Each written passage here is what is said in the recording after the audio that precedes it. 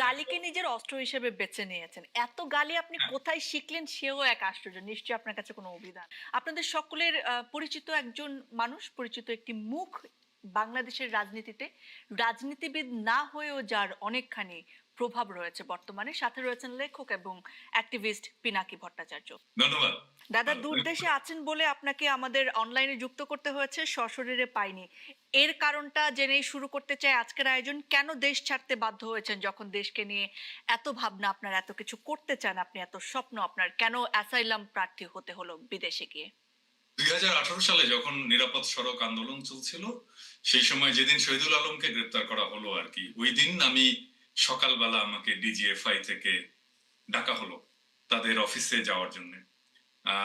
এবং যিনি ফোন করেছিলেন উনি নিজের পরিচয় দেন মেজর ফারহান বলে, এবং আমাকে বলা হয় যে ভদ্রতা করেই উনি প্রথম ফোনটা করেছিলেন, এবং বলা হয় যে আমাকে ডিজিএফআই অফিসে যেতে হবে। আমি জিজ্ঞেস করলাম যে কেন, আমি সিভিলিয়ান, ডিজিএফআই কেন আমাকে ডেকে? বলে আমাদের কিছু জরুরি আলাপ আছে আপনাদের সাথে, আপনার সাথে। বললাম আলাপ আছে, ঠিক আছে, ফাইন, আপনি আসেন, আমার অফিসে আসেন, আমার বাসায় আসেন, একটা কোনো নিউট্রাল জায়গায় আসেন। প্রথমে মনে হলো অ্যাপারেন্টলি সে দেখা করতে চায়, বললো যে আমরা একটু পরে জানাচ্ছি, আমার বসের সাথে আলাপ করে। একটু পরে 5 মিনিটের মধ্যে আমাকে ফোন করে খুব রূঢ় ভাবে তখন বলল, আপনাকে আজকেই আসতে হবে এবং সন্ধ্যার আগেই আসতে হবে ডিজিএফআই অফিসে। তো আমি আমার বন্ধু বান্ধব, আমি যাদের সাথে হিউম্যান রাইটস অ্যাক্টিভিজম করতাম, তাদের সাথে কথা বললাম, এবং সবাই, এবং এর মধ্যে আছেন আজকের সরকারের মন্ত্রী মহোদয় শুভ্র ভাই, ওনারা সবাই বললেন যে আমি যেন না যাই ডিজিএফআই অফিসে, এবং আমি যেন লুকিয়ে পড়ি। এবং আমি তখন থেকে লুকিয়ে পড়ি, এবং পরদিন আমার বাসায় ডিজিএফআই রেড করে, আমার অফিসে রেড করে ডিজিএফআই, আমি কোথায় এটা জানার জন্য। এবং আমি 5 মাস প্রায় আত্মগোপনে ছিলাম নানা জায়গায়, ঢাকা শহরেই। এবং তারপরে যখন নির্বাচনটা হয়ে গেল, তারপরে মনে করলাম যে আর থাকাটা অনুচিত, কারণ আমার বাসার সামনে তারপরে ডিজিএফআই গার্ড বসালো, সারাক্ষণ ধরে নজরদারি, এবং আমাকে খুঁজে বেড়াচ্ছে বিভিন্ন জায়গায়, আমি যে সমস্ত জায়গাগুলোতে যেতাম। তারপরে আমার দেশ ছাড়তে বাধ্য হওয়া, তাছাড়া তো ডিজিএফআই আমাকে ধরে নিয়ে যেত। এবং ওই সময় আমরা জানি যে ডিজিএফআই যাদেরকে ধরে তাদের বেশিরভাগই ফেরে না। তো আমি ওই সময় আসলে যারা গুম হয়েছে তাদের একটা ডকুমেন্টেশন করছিলাম। তো ওই ডকুমেন্টেশনের সময় আমি জানতে পেরেছি যে যারা গুম হয় তাদের একটা বড় অংশকে ডিজিএফআই এইভাবেই ডেকে নিয়ে যায়। একটা ফোন পায় সে সকালবেলা, তারপরে তাকে যেতে বলা হয়, সে যায়, সে ভিকটিম, আর তারপরে কখনোই আর ফিরে আসে না। তো ন্যাচারালি আমিও তখন ভেবেছি যে আমার কপালেও সম্ভবত এটাই ঘটতে যাচ্ছে। সেই জন্যই আত্মগোপনে যাওয়া এবং তারপরে দেশ ছাড়তে বাধ্য হওয়া। আর ফ্রান্সের কারণ হচ্ছে যে আমি তখন একটা ফ্রেঞ্চ হিউম্যান রাইটস অর্গানাইজেশনের সাথে কাজ করতাম, তারাই আমার আসার ব্যবস্থাটা করে দেয়, ভিসা টিসা যা, এবং আমার এখানে রাজনৈতিক আশ্রয় পাওয়ার জন্য তারা সর্বতভাবে আমাকে সাহায্য করে। দাদা আপনি অ্যাক্টিভিজম করেন এবং সোশ্যাল মিডিয়া তার অন্যতম মাধ্যম, আপনি কন্টেন্ট ক্রিয়েশন করেন। তবে আপনার কন্টেন্টের ভাষা অত্যন্ত আক্রমণাত্মক, অত্যন্ত অশ্রাব্য ভাষায় গালাগাল করেন আপনি মাঝে মাঝে। এই এই পন্থা আপনি কেন বেছে নিলেন, বা এই পোট্রেটা কেন আপনি করতে চাইলেন? এইটার কি কোনো বাজে প্রভাব আমাদের সোসাইটিতে পড়ে বলে আপনি মনে করেন না?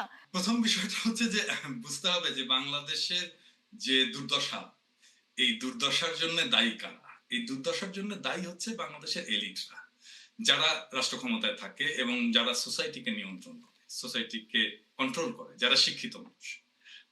এবং দেখেন, এরাই বাংলাদেশের সম্পদটাকে বিদেশে পাচার করে, এবং সেই কারণেই বাংলাদেশের এত দুর্দশা। আপনি যদি সাধারণ মানুষের কথা বলেন, তারা কখনোই বাংলাদেশের সম্পদ কোথাও পাচার করেনি, বরং বাইরে থেকে উপার্জন করে দেশে নিয়ে আসে। এবং এরাই সেই মানুষ যারা বাংলাদেশের ইকোনমিটাকে বাঁচিয়ে রাখছে।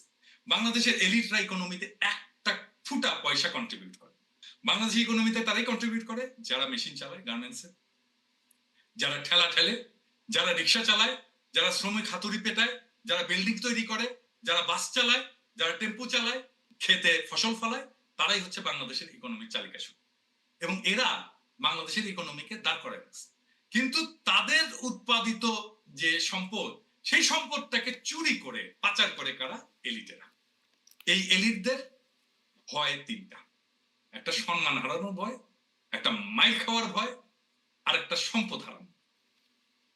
তো আমি তো আর মারতে পারবো না তাদেরকে, তাই তাদেরকে গালি দিই, সম্মান হারানোর ভয়। অ্যাটলিস্ট এই গালির তোড়ে যেন তারা ঠিক থাকে। এই গালির স্তরে যদি তারা ঠিক থাকে, তাহলে বাংলাদেশকে আমরা কিছুটা সাইজ করতে পারবো। আদারওয়াইজ এরা বাংলাদেশের 18 কোটি মানুষের জীবনকে দাসের জীবন বানায় রাখবে। এবং যারা আসলে দাসের জীবন বানায় রাখছে, তাদের জন্য তো গালি প্রাপ্য। সমাজে তো বিভেদ আছেই, ধনী গরিবের বিভেদ আছে না? যাদের আছে অনেক সম্পদ এবং যাদের কোনোই সম্পদ নাই, তাদের বিভেদ আছে না? তো এই বিভেদটা তো যাদের সম্পদ নাই, তারা তো যাদের সম্পদ আছে এবং যারা তাদের সম্পদটাকে লুট করছে, তাদের বিরুদ্ধে সেটা ব্যবহার করবেই। এবং এটাই আমার কমিউনিকেট করার রাস্তা, এটাই আমার জনগণের সাথে। মানে আপনি গালিকে নিজের অস্ত্র হিসেবে বেছে নিয়েছেন। এত গালি আপনি হ্যাঁ, কোথায় শিখলেন সেও এক আশ্চর্য। নিশ্চয়ই আপনার কাছে কোনো অভিধান আছে। দাদা, পরের প্রশ্নটাতে যেতে চাচ্ছি আপনাকে যে জুলাই আগস্ট অভ্যুত্থানের ক্ষেত্রটা প্রস্তুতে যাদের ভূমিকা রয়েছে, আপনাকে তাদের মধ্যে একজন মনে করা হয় এবং এই সময়ে এসে অনেকেই, বিশেষ করে পতিত শক্তি যারা আছেন তারা, পাশাপাশি আরো অনেকে মনে করেন যে এটা একটি আন্তর্জাতিক গেম বা পরিকল্পনার অংশ ছিল এই অভ্যুত্থান।